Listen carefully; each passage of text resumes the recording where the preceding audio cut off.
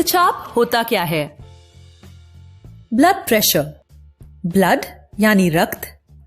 रक्त के बारे में जानने के लिए रक्त से परिचय वाला वीडियो देखो। पर प्रेशर मतलब क्या? बज गई ना कुकर की सीटी। कुकर की सीटी क्यों बजती है?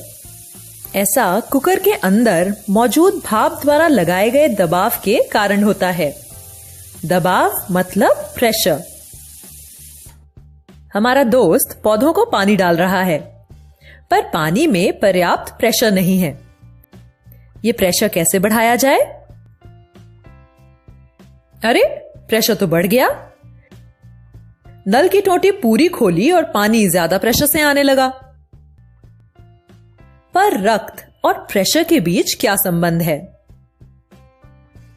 हृदय लगातार धड़कता रहता है और रक्त को एक खास दबाव से पूरे शरीर में भेजता है। इसी दबाव को रक्तदाब या रक्तचाप कहते हैं, यानी ब्लड प्रेशर।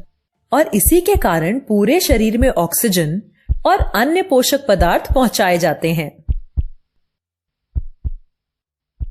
हृदय द्वारा रक्त पंप करने के कारण रक्त वाहिनियों की दीवारों पर दबाव पड़ता है। इसी दबाव से ब्लड प्रेशर नापा जाता है। रक्तचाप नापने के उपकरण को रक्तचाप मापी या स्फिग्मोमैनोमीटर कहते हैं।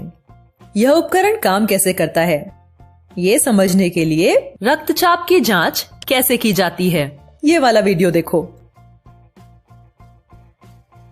ब्लड प्रेशर हृदय के सिकुड़ने और फैलने पर निर्भर करता है। जब हृदय सिकुड़ता है और रक्त वाहिनियों की दीवारों पर दबाव बढ़ जाता है, इसे प्रकुंचक या सिस्टोलिक ब्लड प्रेशर कहते हैं।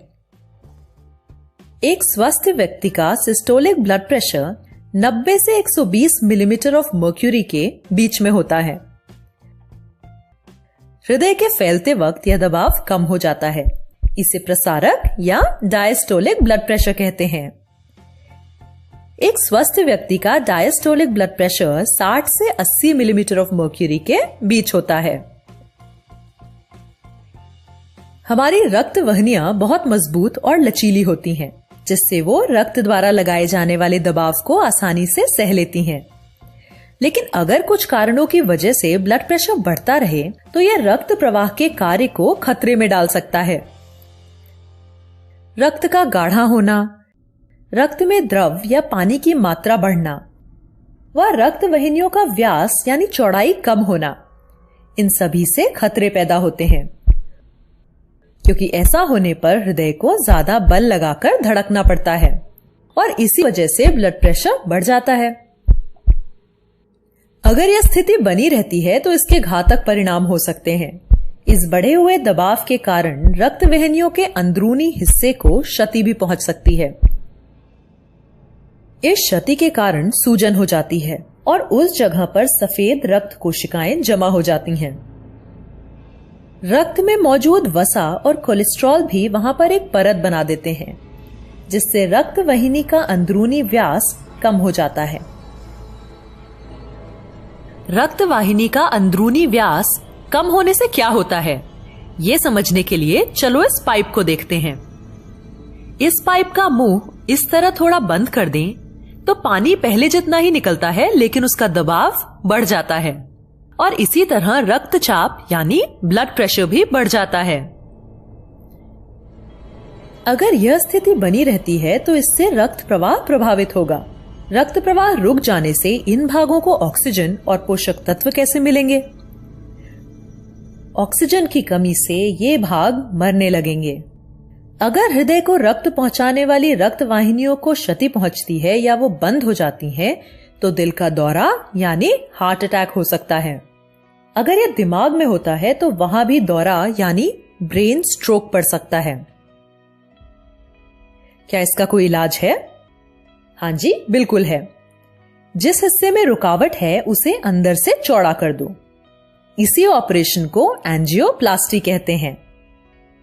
कभी कभी क्षतिग्रस्त रक्त वाहिनी के अंदर एक खोखली ट्यूब, जिसे स्टेंट कहते हैं, फिट कर दिया जाता है। इससे रक्त प्रवाह दोबारा अच्छे से शुरू हो जाता है। अगर तुम्हारा रक्तचाप ज्यादा है तो तुमको कुछ सावधानियां बरतनी होंगी। ज्यादा नमकीन खाने, मिठाई और तले हुए खाने से दूर रहना।